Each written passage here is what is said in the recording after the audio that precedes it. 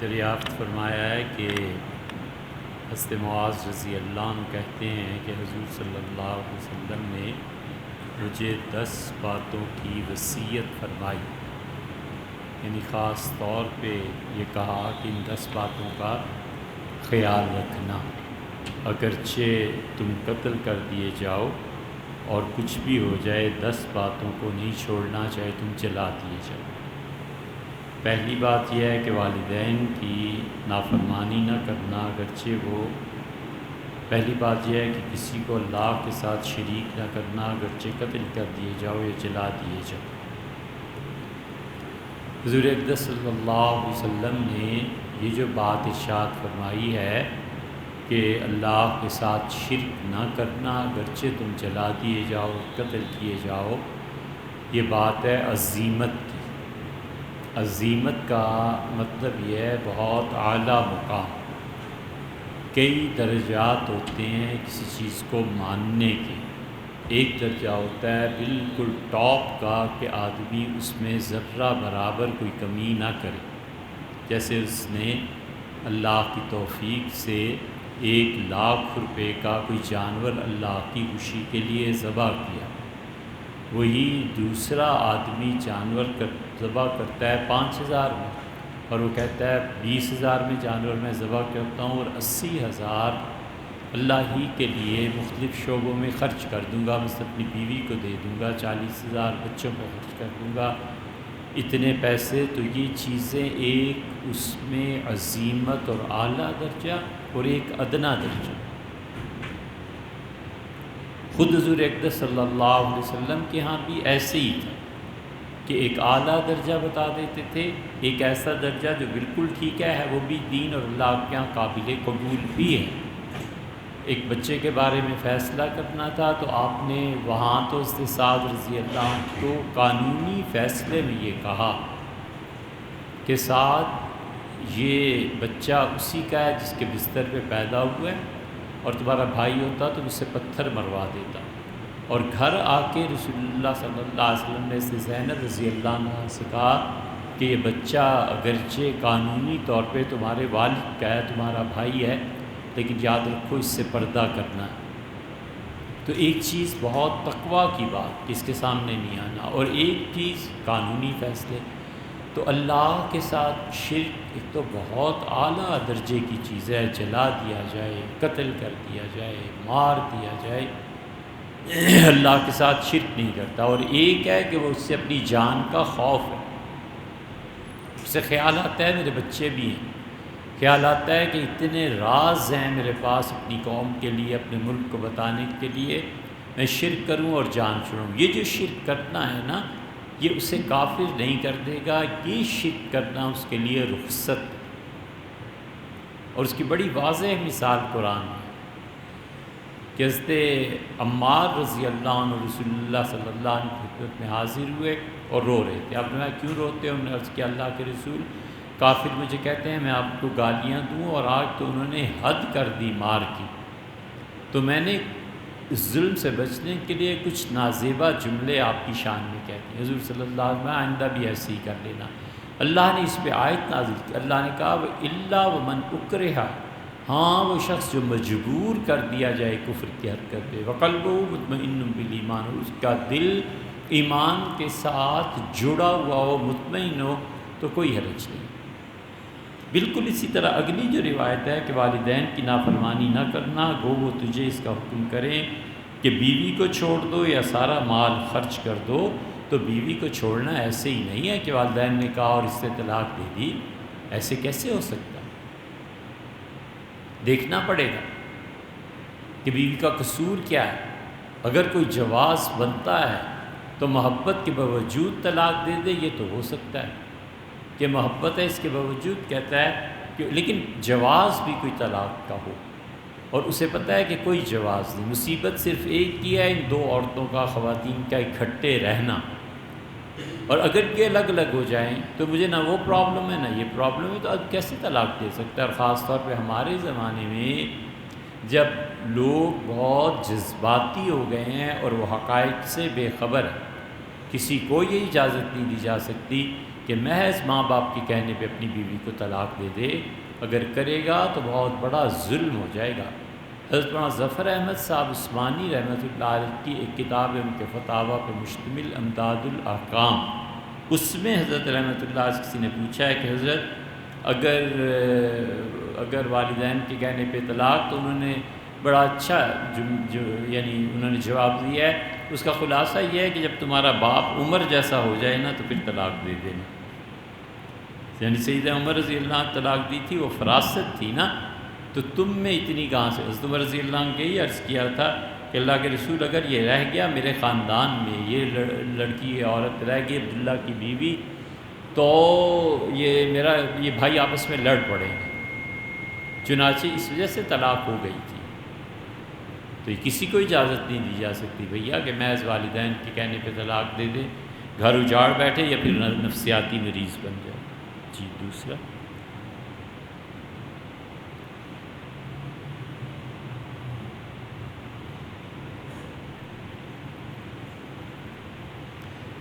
جو شخص جمعہ کے دن عصر کے بعد اپنی جگہ سے کھڑا ہونے سے پہلے یہ درود شریف 80 مرتبہ پڑھے، اس کے 80 سال کے گناہ معاف کر دیے جاتے ہیں اور 80 سال کی عبادت کا ثواب لکھا جاتا ہے۔ یہ حدیث محدثین نے ذکر کی ہے، سیوطی رحمۃ اللہ علیہ نے اس پہ نشان بھی لگایا ہے اس کے اچھا ہونے کا، لیکن اصلاً یہ حدیث ثابت نہیں ہے۔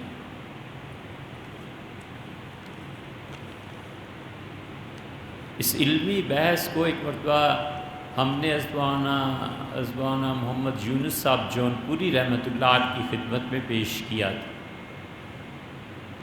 مظاہر العلوم والے 1 صدی حدیث کو نبھا گئے، ازما خلیل احمد صاحب سہارنپوری، پھر شیخ نبر اللہ مرکدو، پھر ازما یونس صاحب جون پوری رحمہ اللہ، یہ 3 ہستیاں ہندوستان میں ایسی گزری کہ انہوں نے گویا حدیث پڑھنے پڑھانے کا حق ادا کر دیا۔ بہت بڑے لوگ، حدیث پہ بڑی نظر تھی۔ تو ہم نے حضرت سے عرض کیا کہ حضرت اس حدیث کے متعلق معلوم ہوتا ہے کہ کسی نے لکھا ہے، کوئی پڑھتا بے شک رہے، لیکن یہ کہ اسے سمجھنا کہ حضور اقدس صلی اللہ علیہ وسلم نے فرمایا یہ مناسب نہیں ہے۔ تو انہوں نے فرمایا تھا میری تحقیق یہی ہے، انہوں نے اپنی تحقیق یہ بتائی۔ اور نہیں آپ یہ والے طریقہ جی اس کو میں دیکھوں گا، جو ہے نا یمن کا واقعہ، یہ پچھلے ہفتے ایک مسئلہ ہے۔ جی لیکن اتفاق سے آج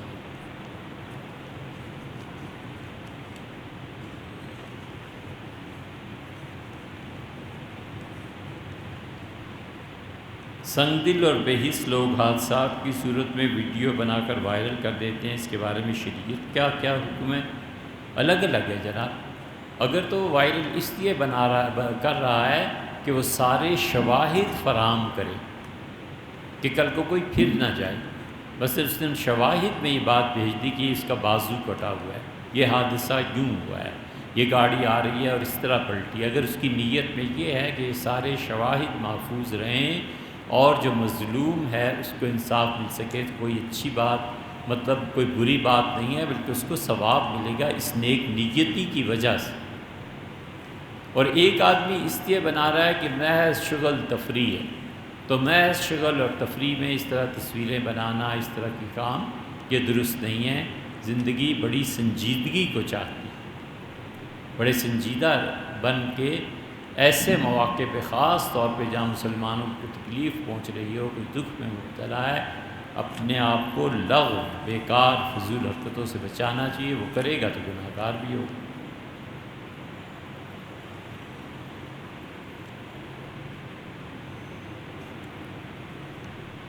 کرونا کے آغاز سے عافیت اور محافظت کے لیے روزانہ سورہ کاف پڑھ رہا ہوں، معمول بنا رکھی ہے۔ یہ خلاف سنت تو نہیں؟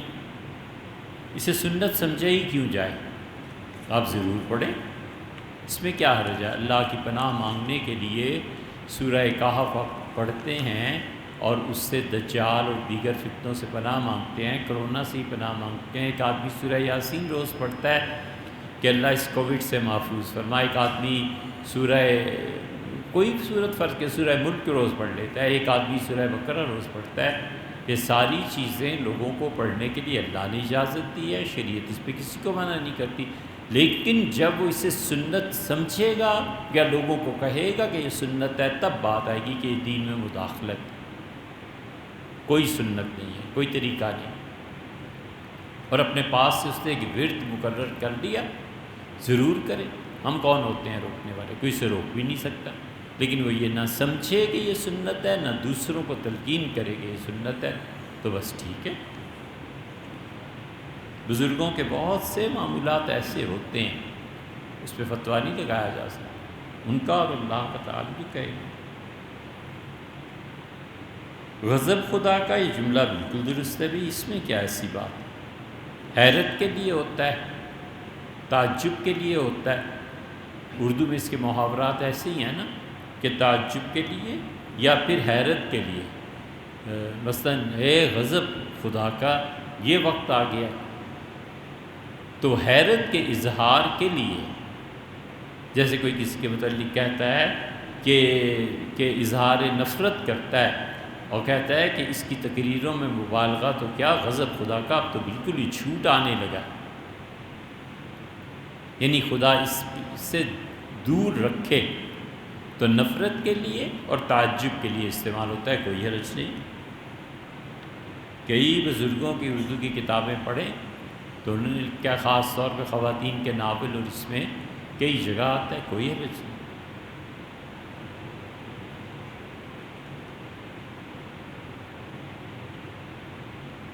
عادت ہے کہ کوئی برا بھلا کہہ دے، گالم گلوچ کر دے تو جواب نہیں دیتا اور حد تک محسوس نہیں کرتا۔ بہت زبردست بات ہے، اگر آپ کو اس پہ غصہ آئے تو اور اچھا ہے۔ جس آدمی کو توہین پہ غصہ آتا ہے اور وہ کنٹرول کرتا ہے، یہ بہت بڑا مقام ہے۔ اور پھر عمر کا ایک ایسا حصہ آ جاتا ہے کہ وہ ساری دنیا سے اللہ کی وجہ سے بے تعلق ہو جاتا ہے، یہ اس سے بھی بڑا مقام ہے۔ جو مرضی بکتے رہو، جو مرضی کہتے رہو، کوئی تعلق ہی نہیں، کوئی لینا ہی نہیں، دینا ہی نہیں۔ تنہائی کی زندگی غالب آ جاتی ہے، زہد غالب آ جاتا ہے۔ حضور اقدس صلی اللہ علیہ وسلم نے فرمایا طوبیٰ لہ، بڑا مبارک ہے وہ آدمی، بشارت وہ پہنچے میری اس آدمی کو۔ ایک جگہ فرمایا ہے کہ اللہ نے مجھ سے کہا کہ سب سے میرا پیارا دوست، اللہ یہ کہہ رہا ہے حضور صلی اللہ علیہ وسلم سے کہ ان احب اولیاء عندی، میرے سب سے پیارے دوست جو مجھے بڑے اچھے لگتے ہیں، اللہ جن سے محبت کرتا ہے، فرمایا کہ شہروں سے دور رہتے ہیں، جب اپنے گھر پہ ہوتے ہیں محلے میں تو کوئی انہیں دعوت نہیں دیتا، جب محلہ چھوڑ کے چلے جاتے ہیں تو کوئی نہیں پوچھتا کون تھا اور کہاں گیا۔ کلہ بواکی، مر جائیں تو رونے والی تھوڑیاں ہی ہوتی ہیں، قلت و راسی، مر جائیں تو کچھ چھوڑ کے ہی نہیں جاتے، وراثت ان کی کیا تقسیم ہونی ہے۔ اور حظًا من الصلاۃ، ہم نے نماز کا ایک حصہ اسے دیا ہوتا ہے، نماز یعنی پابندی سے، نماز اللہ کے ساتھ تعلق سے پڑھتا ہے، اور ایسے گمناموں کی زندگی بسر کرتا ہے، ثم نقد، یوں چل دیتا ہے۔ موت کا وقت آیا، 15 منٹ نہیں لگے اور یوں چلتی ہے، ثم نقد۔ حضور صلی اللہ علیہ وسلم جو نقد کا لفظ استعمال فرمایا ہے نا، نقد کیش، ہمارے یہاں جو استعمال ہوتا ہے اس کی اصل یہ ہے کہ جب سونے اور چاندی کے سکے چلتے تھے دنیا میں، تو صرافہ بازار میں ایک آدمی جانچتا تھا، وہ علم حاصل کرتا تھا سکے کے اصلی اور نقلی ہونے کا کانوں کے ذریعے، تو رکھتا تھا سکے کو انگوٹھے کے ناخن پہ اور یوں کرتا تھا۔ اب تک آپ دیکھیں نا، یہ قدیم زمانے سے کوئی جاتا ہے کسی کی دکان پہ نہیں بولتا، اور مطلب پیسے نقد کے لیے یہ استعمال ہوتا ہے، نہیں اس زمانے سے، قدیم صدیوں ہزاروں سال سے، ثم نقد، پھر یوں چل پڑا، وہ سکے کو ایسے کرتا ہے، سکہ ہوا میں گیا، کھنک سے اس نے جان لیا کہ یہ سکہ کھوٹا ہے یا سکہ کھرا ہے، وہ ایک طرف کر دیتا ہے۔ حضور صلی اللہ علیہ وسلم ثم نقد، پھر یوں ایک چٹکی میں چل پڑتا ہے، اللہ نے کہا یہ ہیں میرے دوست جو بہت اچھے ہیں، اس لیے ان چکروں میں پڑنا ہی نہیں چاہیے۔ برا کہہ دیا تو کہہ دن چلے گا، اور بھلا کہہ دیا تو اس کی تعریف کا کیا اعتبار ہے۔ ہمیشہ دیکھنا چاہیے کہ موت کس حال میں آئی، بس موت اگر اللہ کو خوش کر دینے والی ہو، ساری دنیا قصیدے لکھے پرواہ نہیں ہے، اور اگر موت اللہ کی ناراضگی میں آ گئی تو پھر جو مرضی لوگ کہتے رہیں، وہاں پہ خدا کی ناراضگی کو دیکھنا پڑے گا۔ لوگوں کا کہنا اس کا بھی ایک وزن ہوتا ہے، لیکن زیادہ وزن نہیں دینا چاہیے، زیادہ چکر میں نہیں پڑنا چاہیے، فلاں نے یہ کہا تو فلاں نے یہ کہا، اپنے کام سے کام رکھو۔ حضرت تھانوی نور اللہ مرکدو فرماتے تھے کہ مجھے جس پہ شبہ بھی ہو جائے نا تو میں تو اس خط کو بھی نہیں کھولتا۔ کسی نے حضرت کو پتے میں لکھ دیا تھا کہ امیر المومنین، تو حضرت نے خط ہی نہیں پڑھا، حضرت نے خط ہی واپس بھیج دیا۔ حضرت نے فرمایا جو آج امیر المومنین بنا رہے ہیں یہ کل کو اسیر الکافرین بنا کے ہی چھوڑیں گے۔ تو یہی ہوتا ہے، کیا ضرورت ہے، اتنا وقت کہاں ہوتا ہے بھیا؟ برا یا بھلا کہے اور آپ کو محسوس نہیں ہوتا، اچھا ہے، لیکن محسوس ہو، غیرت اندر کی جاگے، کہ اس کے باوجود سے کنٹرول کریں، یہ بڑے بڑے دل گردے والوں کی بات۔ موجودہ پرفتن دور میں عزت اور آبرو بچانے کے لیے کیا کرنا چاہیے؟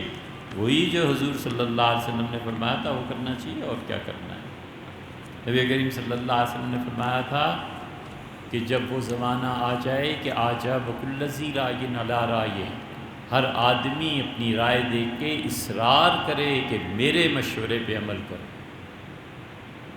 ہر آدمی اپنی رائے پہ اصرار کرنے والا بن جائے، اور تم دیکھو قوم اپنی ماں کی نافرمانی کرے اور اپنی بیوی کی اطاعت کرے، اور جب تم دیکھو کہ لوگوں کو کوئی پرواہ نہیں ہے کہ مال کہاں سے آ رہا ہے کہاں جا رہا ہے، اور آپ نے فرمایا جب تم دیکھو کہ ہر آدمی اپنے نفس کی خواہش پر عمل کر رہا ہے اور حق کو چھوڑ رہا ہے، دع الناس، لوگوں کو چھوڑ دینا۔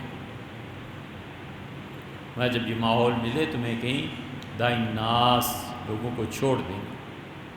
ایک جگہ فرمایا بکریاں پال لینا، پہاڑ کی چوٹی پہ چلے جانا، اور وہاں آ کر بھی اگر تم سے کوئی کہنا کہ مجھ سے لڑو، میں قتل کروں یا تم مجھے قتل کر دو، تو آپ نے فرمایا تمہارے پاس تلوار ہو تو اسے پتھر پہ رکھ کے 2 ٹکڑے کر دینا، اس سے نہ لڑو۔ اسی لیے حضرت ابو سعید رضی اللہ عنہ چلے گئے تھے، انہوں نے اپنی تلوار، جب یہ یزید بدبخت وغیرہ کا دور آیا ہے تو انہوں نے اپنی تلوار لاٹھی وہ اس کی لکڑی کی بنا لی تھی۔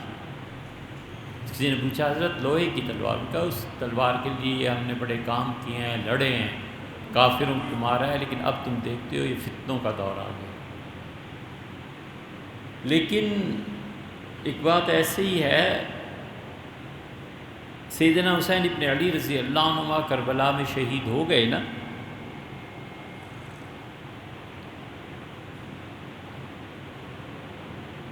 اس کے بعد اہل مدینہ آئے، اور اہل مدینہ میں حضرت حنظلہ رضی اللہ عنہ وغیرہ، یہ حنظلہ نہیں ان کے بیٹے، یہ لوگ زندہ تھے۔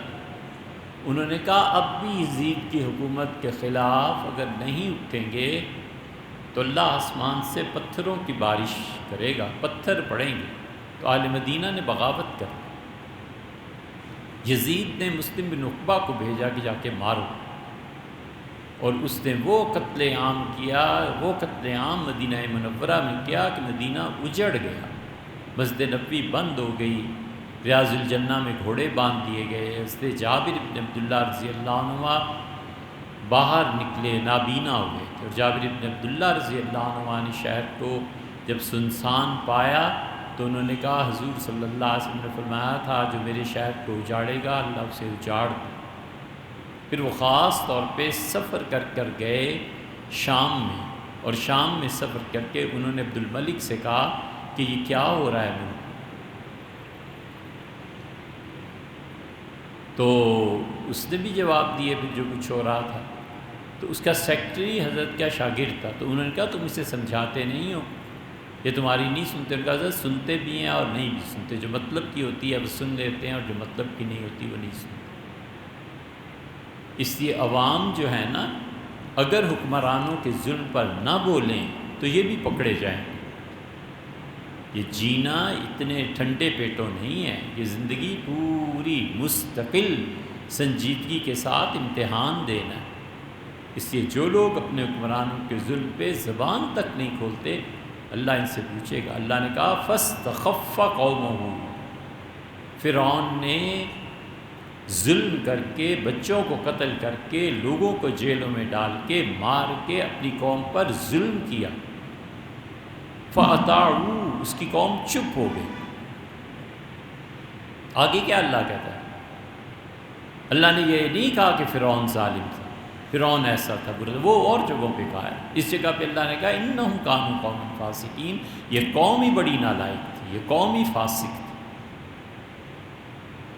تو اس لیے بھیا، جب آدمی میں فتنہ سہنے کی طاقت نہ ہو اور اسے پتہ چلے کہ سچ بولے گا تو بہت عذاب بن سکتا ہے، پھر لوگوں کو چھوڑ کے یہی کرے، اور کیا کیا جا سکتا ہے۔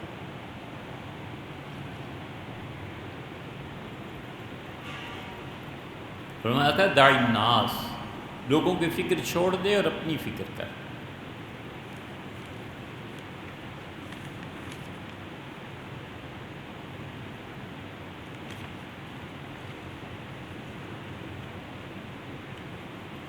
پامسٹری کے بارے میں اسلام کیا کہتا ہے؟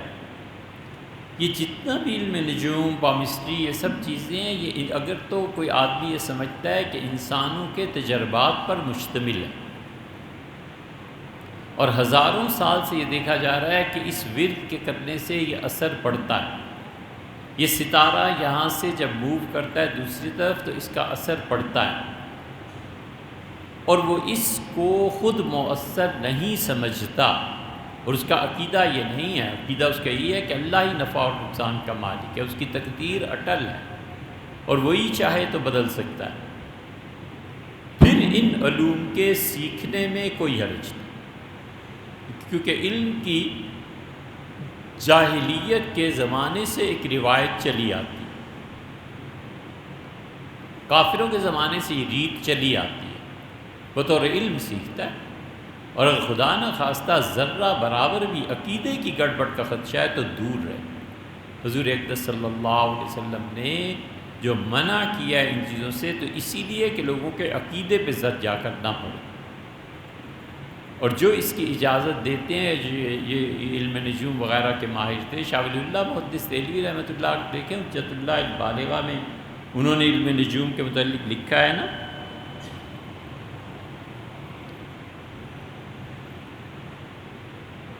شاہ عبدالعزیز صاحب رحمۃ اللہ کا تو بڑا مقام تھا، حضرت قاسم نانوتوی رحمۃ اللہ نے بھی لکھا ہے،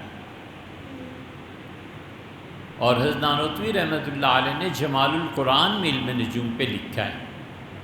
یہ اب دیوبندی جو فتوے دیتے رہتے ہیں، ان میں سے بہت سے مفتیوں نے تو پڑھی ہی نہیں یہ کتابیں، انہیں کیا پتہ کہ انہوں نے کیا لکھا ہے۔ تو جن حضرات نے جواز کا لکھا ہے وہ اسی وجہ سے لکھا ہے کہ ایک علم قدیم سے چلا آتا، علم القطف، شانے کا علم، یہ بھی اسی میں سے ہے۔ ایک مثال دے رہے ہیں اس کی مزید بڑھا کے، کہ پرانے زمانے میں حالات کو دیکھنا ہوتا تھا تو دمبا، بکرا ذبح کرتے تھے، اور دمبا ذبح کر کے اس کی شانے کی ہڈی، تازہ تازہ گوشت سے اتروا کے وہ دیکھتے تھے، تو جو لائنز پڑی ہوئی ہوتی ہیں اس سے پتہ چلتا تھا کہ ہونے کیا والا ہے، بارش کتنے دن بعد ہو جائے گی، اور دھوپ کب، اس کی وجہ سے موسم میں حدت پیدا ہو۔ یہ پہاڑوں میں جو لوگ رہتے تھے وہ یہ کیا کرتے تھے۔ علم القطف کا ذکر نواب صدیق حسن خان مرحوم نے ابجد العلوم میں کیا ہے۔ اب یہ بھی ایک علم ہے، پیشن گوئیاں کرتے تھے، نواب اکبر بگٹی کو آتا تھا یہ۔ اب بھی بلوچستان میں ایسے لوگ دیکھے جنہیں یہ علم آتا ہے۔ ہمارے یہاں ایک صاحب تشریف لائے تھے تو انہوں نے کہا کہ ہم نے کہا علم، کہنے لگے ہاں سب آتا ہے۔ ہم نے کہا پھر کیا کریں؟ کہنے لگے دمبا ذبح کراؤ۔ تو دمبا 28,000 کا تھا، جس سے وہ کہہ رہے تھے۔ تو ہم نے سوچا، ہم نے کیا سوچا، وہی سوچا جو سوچا جاتا ہے۔ تو 28,000 روپے کا دمبا، ان کا اس کی شانے کی ہڈی لے آؤ، میں تمہیں بتاتا ہوں کیا ہو۔ اکبر بگٹی کو آتا تھا، اسی لیے بگٹی کے بیٹے سب یہ کہتے تھے کہ وہ غار میں چلے گئے تو انہوں نے ایک دمبا ذبح کروایا، پھر اسے دیکھا اور پھر کہا کہ میں ایک ہفتے میں مر جاؤں گا، اور وہی ہوا ان کے ساتھ۔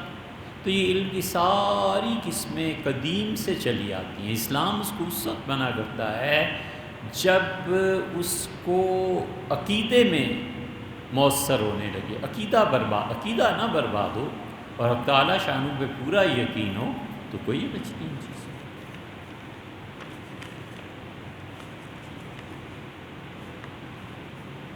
صحابہ کرام رضی اللہ عنہ کی آج کے دور میں جو فرشتہ صرف تصویر پیش کی جاتی ہے، کیا وہ درست ہے؟ کیا یہ ان کی شان کم کرنے کے مترادف نہیں ہے کہ ان کا رتبہ جو اللہ نے عطا فرمایا وہ نفس اور انسانی خواہشات کے خلاف مجاہدہ کرنے کی بنا پر نہیں تھا؟ اور اس صورت میں یہ کہنا کہ ان کو کوئی نفسانی خواہشات تھی ہی نہیں، یہ تو ان کی جدوجہد کو کم کر کے دکھانے کے مترادف ہے۔ ذرا سی تشریح کے ساتھ آپ کی یہ بات بالکل درست ہے۔ ایک تو یہ ہے کہ صحابہ کرام رضی اللہ عنہم کو اس طرح سے معصوم بنا کر پیش کرنا کہ وہ پاک گروہ 1,10,000 یا 24,000 ان سے کوئی غلطی ہی نہیں ہوتی تھی، غلط بات۔ حضرت قاسم نانوتوی رحمۃ اللہ نے ایک جگہ لکھا ہے، کسی کو خط جواب دیتے ہوئے خط میں حضرت نے لکھا ہے توہین یہی نہیں ہوتی کہ اس شخص کو اس کے مرتبے سے کم کیا جائے، توہین یہ بھی ہوتی ہے کہ اس کو اس کے مرتبے سے بڑھا دیا جائے۔ اور حضرت رحمۃ اللہ علیہ نے مثال دیا کہ مثلا چمار کے متعلق یہ کہنا کہ آپ بادشاہ سلامت کیا حال ہے اور وزیر اعظم صاحب کیا ہو رہا ہے، تو اس کی توہین ہی ہے نا۔ حضرات صحابہ کرام رضی اللہ عنہ سے یقیناً غلطیاں ہوئی، یقیناً گناہ ہوئے ہیں، انہوں نے توبہ کی ہے، اللہ نے ان کے لیے معافی کا بھی فرمایا ہے۔ تو اس لیے یہ کوشش کبھی بھی نہیں کرنی چاہیے کہ وہ 1,10,000 جو تھے وہ بالکل معصوم تھے۔ یہ اہل سنہ کے عقیدے کے خلاف ہے۔ ہمارے نزدیک عصمت نبی کریم صلی اللہ علیہ وسلم پہ ختم ہو گئی تھی، اہل سنہ کے عقیدے کے خلاف نہیں چلنا چاہیے۔ باقی بات یہ دوسری جو آپ نے ارشاد فرمائی ہے کہ جو اللہ نے ان کو رتبہ عنایت فرمایا نفس اور نفسانی خواہشات کے خلاف مجاہدہ کرنے کی بنا پر، یہ مجاہدہ ایک تو یہ تھا جو رسول اللہ صلی اللہ علیہ وسلم نے تلقین کیا۔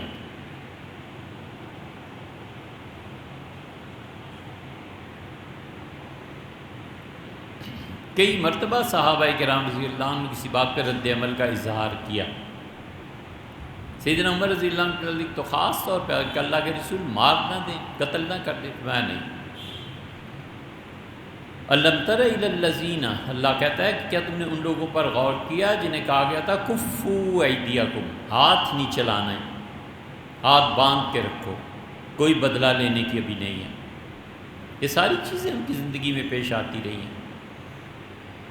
کون سا ایسا گناہ ہے جس کی کوئی نظیر اور مثال حضرات صحابہ کرام رضی اللہ عنہ میں نہ ملے؟ ہوا ہے اور انہوں نے توبہ کیا اور اللہ نے معاف فرمایا۔ لیکن یہ جو مجاہدہ ہے نا، صرف یہ بنیاد نہیں ہے، اصل بنیاد حضور اقدس صلی اللہ علیہ وسلم کی نگاہ مبارکہ کا پڑ جانا۔ حضور صلی اللہ علیہ وسلم کی نگاہ وہ اتنی پرتاثیر تھی کہ وہ اللہ کی اجازت سے، اللہ کے اذن سے، آپ کی مرضی سے جس شخص پہ پڑ گئی وہ رنگ گئی۔ حضور اقدس صلی اللہ علیہ وسلم کی نظر کوئی چھوٹی سی چیز نہیں تھی۔ آپ نے جس کو بھی محبت سے دیکھا ہے، جس کے لیے بھی تمنا کا اظہار فرمایا، اللہ نے آپ کو دے دی، سوائے اس کے کہ اس کی تقدیر میں ہی نہیں تھی تو الگ بات ہے، وگرنہ رسول اللہ صلی اللہ علیہ وسلم کی صحبت اصل چیز تھی جس کا بدل نہیں۔ نبی کریم صلی اللہ علیہ وسلم کو دیکھ لینا کوئی چھوٹی سی چیز، حتیٰ کہ وہ لوگ جنہوں نے رسول اللہ صلی اللہ علیہ وسلم کی میت مبارکہ کو دیکھا ہے اور آپ کی نگاہ ان پر نہیں پڑی ہے اور وہ جنازے میں آئے ہیں، ان تک کو صحابہ رضی اللہ عنہ سے کم درجے میں رکھا گیا ہے، اس لیے کہ اصل اعتبار رسول اللہ صلی اللہ علیہ وسلم کی نظر کا تھا۔ ورنہ صحابہ رضی اللہ عنہ میں یہ بھی محبت، ایک صحابی رضی اللہ عنہ اپنے باغ میں کام کر رہے تھے، پھل وغیرہ یہ چیزیں دیکھ رہے تھے، اچانک اطلاع ملی کہ رسول اللہ صلی اللہ علیہ وسلم کا انتقال ہو گیا ہے۔ شفا میں قاضی ایاز رحمۃ اللہ یہ حدیث نقل کیا، اور بہت جگہ بھی مل جائے گی. تو انہوں نے کہا اللہ اسی ہستی کو دیکھنے کا تو یہ آنکھیں تھیں، اسی لیے تو زندگی تھی. اللہ اب کسی کو دیکھنا نہیں ہے، بس آنکھیں واپس دے دے. تو وہیں کھڑے کھڑے ان کی بینائی چلی. محبت تھی، تعلق تھا. تو اس سے صحابہ رضی اللہ عنہ کا مجاہدہ بھی تھا، لیکن اصل بنیاد رسول اللہ صلی اللہ علیہ وسلم کی نگاہ مبارک ہے. اسی لیے تو آیا ہے حدیث میں رسول اللہ صلی اللہ علیہ وسلم مجھے دیکھ لو، اور تم میں کچھ لوگ ایسے ہیں جو جنت میں بھی جا کر مجھے اس کے بعد آج کے بعد نہیں دیکھ سکے. یہ حدیث پہنچی حضرت عمر رضی اللہ عنہ تک، ننگے پاؤں بھاگ کھڑے ہوئے. کس سے سنی ہے، کس نے کہا؟ معلوم ام المومنین ام سلمہ رضی اللہ عنہ پہنچے اور انہیں قسم دی کہ میرے متعلق تو نہیں کہے گئے تھے، میرے متعلق تو نہیں فرمایا تھا. ان کا عمر میں آپ کو بتا دیتی ہوں کہ آپ کے متعلق یہ حدیث نہیں ہے، لیکن اللہ کی قسم ہے جو زندگی میں آئندہ میں کسی کو بتاؤں، بس آپ کے متعلق نہیں. حضور اقدس صلی اللہ علیہ وسلم کو دیکھنا کہ ان کی نگاہ کا پڑ جانا بہت بڑی چیز. یہ کہنا کہ نفسانی خواہشات تھیں نہیں، ایسے نہیں ہے. ان کی بھی خواہشات تھیں عام انسانوں کی طرح، اور اپنی خواہشات کے اوپر قابو پاتے تھے. اس سے اللہ کا قرب حاصل ہوتا تھا. خواہشات کا جو مسئلہ ہے نا،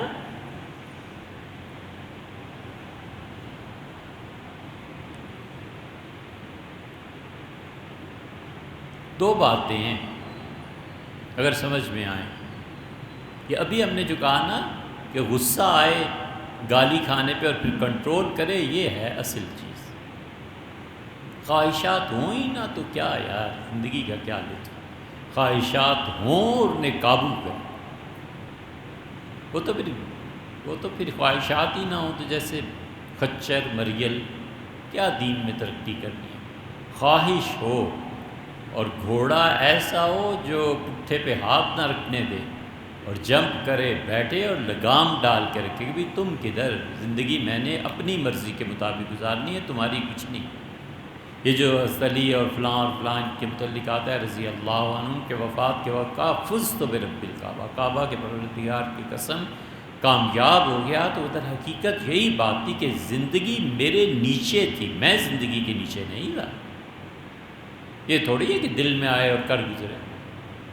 دل کو سنبھالا، عقل کو سنبھالا کہ یہ کام نہیں کرنا، غلط بات ہے، اس کے قریب نہیں جانا. یہ ہے لطف زندگی. وہ کشمکش جاری رہتی ہے نا، اور عمر بھر کی کشتی ہے. کبھی طبیعت دبا لیتی ہے، کبھی یہ طبیعت پہ غالب آ جاتا ہے. یہ کشمکش جو ہے نا زندگی کی، جینے کی، خدا کے قرب کی، وہ اسی سے تو حاصل ہوتی ہے. پیٹرول ہی نہ ہو تو گاڑی کیا چلے گی.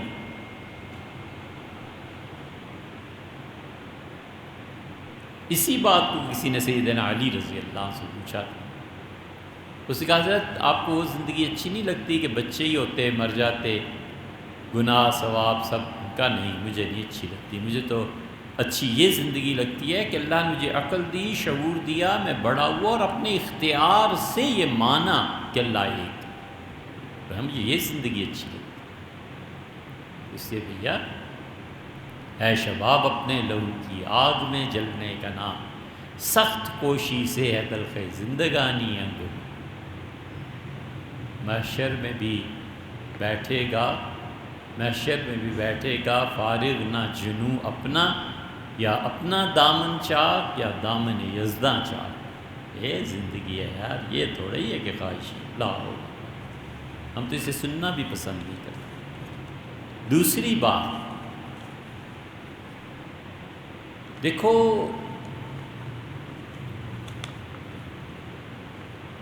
اصل چیز یہ پچھلا جو اب یہ سوال گزرا نا کہ انہوں نے فرمایا کہ تنہائی اور لوگوں کو چھوڑ کے الگ ہو جانا، اور یہ آدمی حقیقت کی معرفت جب حاصل کرتا ہے نا تو پھر ٹھیک رہتا ہے. اور حقیقت کی معرفت حاصل کرنے کے لیے اصل علت جاننا چاہیے کہ علت کیا ہے اور معلول کیا ہے. بارش معلول ہے، علت اس کا سبب ہے، علت ہے، وجہ ہے، کاز ہے بادلوں کا ٹکرا جانا۔ تو جس شخص کی نگاہ علت پر چلی جائے وہ زندگی میں بہت سکھی ہو جاتا ہے، بہت سی چیزوں سے نجات پا جاتا ہے۔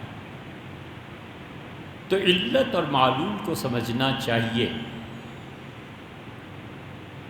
نواب صاحب جا رہے تھے گھوڑے پر سوار، پوشاک پہنی ہوئی، شدید سردی کا زمانہ، دلی کی سردی پڑ رہی تھی، ہوائیں چل رہی تھیں اور ہلکی ہلکی بارش، اور وہ ہاتھی پہ جا رہے ہیں۔ تو پیچھے ایک اور بھی جا رہا تھا نوکر، اور بیچارے نے معمولی کپڑے اور سردی سے وہ اپنے آپ کو بڑا انکمفرٹیبل فیل کر رہا تھا، جو ہوتا۔ تو تھا درویش، تھا صوفی، تو کسی صوفی نے ہی کہا کہ نواب صاحب سے نہیں کہتے تمہیں بھی گرم کپڑے دلا دیں؟ تو اسے کہا انہیں نہیں دکھتا، اور دونوں رو پڑے۔ انہیں نہیں دکھتا، اس کا مطلب یہ تھا کہ نواب کے دل میں ڈالنا، اچھا لباس ہونا، یہ سب اللہ کا اختیار ہے۔ تو تم جس کی بات کر رہے ہو نا اسے نہیں دکھتا، تو میں تقدیر پہ راضی ہوں جس حال میں رکھا ہے، اب کیا کروں؟ تو دونوں عارف باللہ تھے نا، دونوں میں معرفت تھی، اصل علت تک پہنچ گئے کہ علت کیا ہے۔ علت تک جب آدمی پہنچتا ہے، کاز تک، تو اس کے نتیجے میں جو چیزیں آتی ہیں، یہ جس شخص کو درک لگ جائے نا اس کی اور ہو جائے کہ بات اصل میں یہ ہے، بڑا سکھی رہتا ہے۔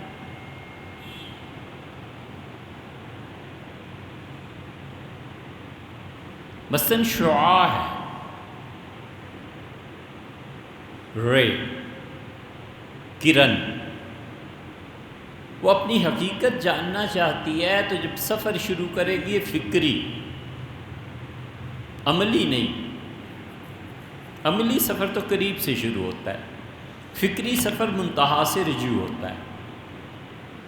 اگر یہ شعاع یہ سوچے سورج کی کہ مجھ میں روشنی کیوں ہے، مجھ میں حرارت کیوں ہے، تو یہ سب سے پہلے جو پلٹے گی فکر کے اعتبار سے، یہ جائے گی سورج تک، کہ سورج اصل ہے، وہاں سے یہ روشنی آ رہی ہے اور وہاں سے یہ حرارت آ رہی ہے۔ اصل علت سورج ہے، اور سورج کی معرفت اور پہچان اور اس کے نتیجے میں معلول یعنی شعاع کا پیدا ہونا، یہ سب فلسفہ اس کی سمجھ میں آ جائے۔ تو جس کو یہ بات سمجھ میں آ جاتی ہے نا، وہ تمام چیزوں میں اصل علت تک پہنچتا ہے کہ اصل میں بات کہاں سے چلی ہے۔ تو جب علت حقیقی کی، فاعل حقیقی کی معرفت اسے حاصل ہو جاتی ہے، تو معلول پہ نہ حد سے زیادہ پریشان ہوتا ہے اور نہ حد سے زیادہ خوش ہوتا ہے۔ یہ چھوٹی سی بات ہے، سمجھنی چاہیے۔ میرا ایک دوست فلاں فلاں کو سنتا ہے اور راستے سے ہٹ رہا ہے، موجودہ دور کا جوان کن کتابوں کا مطالعہ کرے اس کی سمجھ میں آئے اور وہ فلاں فلاں سے بچ سکے۔ عائشہ نام کے معنی جینے والی، جیسے پنجابی یا اردو میں جیو استعمال ہوتا تھا کہ وہ دعا ہوتی تھی۔ جیو یہ ٹی وی جو ہے یہ پرانی اردو کا لفظ ہے۔ اب یہ کہ وہ کون سی کتابیں پڑھے، بھیا پڑھے کیوں، وجہ سوال ہی پیدا نہیں ہوتا۔ مسلمان بچہ پڑھ جائے، اے سبحان اللہ، کبھی نہیں ہوتا۔ مسلمان بچے نہیں پڑھتے، پڑھنے کو ہندو ہیں، انہوں نے پڑھا ہے نا۔ اب ان کی ٹیکنالوجی کا معیار کہاں پہنچا ہوا ہے، انہوں نے راتوں کو سحر میں تبدیل کیا ہے نا۔ اس لیے اور 10-15 سال میں امریکہ کی اکانومی کے فیصلے ہندوستان میں ہوں گے۔ پڑھا ہے۔ مسلمان بچہ کیوں پڑھے، اسے کیا غرض ہے کتابوں سے؟ آپ کوئی مجھے مسلمان دکھائیے گا جو ہم سے کہہ سکے کہ میں نے اس مہینے 1000 صفحے پڑھے۔ ہم حیران ہوتے ہیں کہ یا اللہ پڑھے بغیر جیتا کیسے ہے؟ 200-300 صفحے تو پڑھو نا یار روز، کون پڑھتا ہے؟